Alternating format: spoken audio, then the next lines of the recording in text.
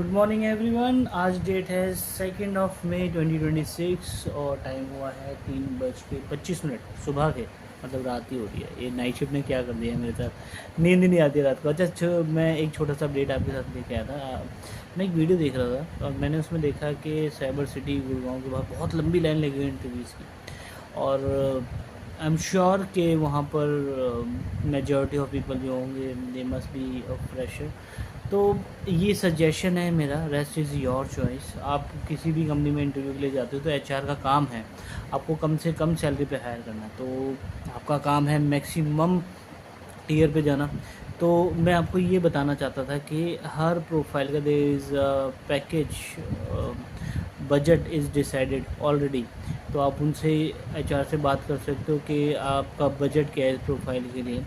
और मैं नहीं बोल रहा कि आप मुझे बेस्ट ईयर दो अपना, बट मेरे को लीज पे भी मत रखो। उनको बोलो कि आजकल के एक्सपेंसेस क्या हैं। मेजॉरिटी ऑफ पीपल जो एच आर्स हैं they will agree on it, but कुछ ही रिजिड होते, रिजिड भी नहीं होते, दे आर ऑल और forced enough from the management side के मुझे इतने में चाहिए और हायर करके दो। मैंने कुछ एमएनसीज में काम किया है ग्लोबल क्लाइंट्स, और उसमें मैंने देखा है 18,000 में हायर करते हैं और कट पिट के वो हाथ में 12-14 हज़ार आती है कुछ सैलरी है।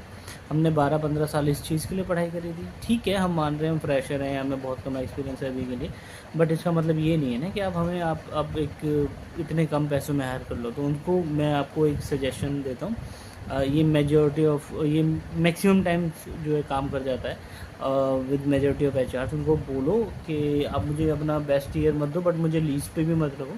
एक्सपेंसेस देखो, एमिनिटीज़ देखो कितना महंगा हो गया, फूड देखो, ट्रैवल देखो। उनको एटलीस्ट अपनी तरफ से ये बोल दो।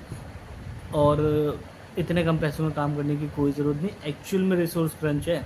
आप वो हाइप बना रखी है कि AI आ गया है, अग्रीड आ गया है, बट इसका मतलब ये नहीं है कि रिसोर्सेज की ज़रूरत ही नहीं है। एक्चुअल में वेल एजुकेटेड और वेल स्किल्ड जो अगर रिसोर्सेज देखे जाएँ तो अवेलेबल नहीं है मार्केट में।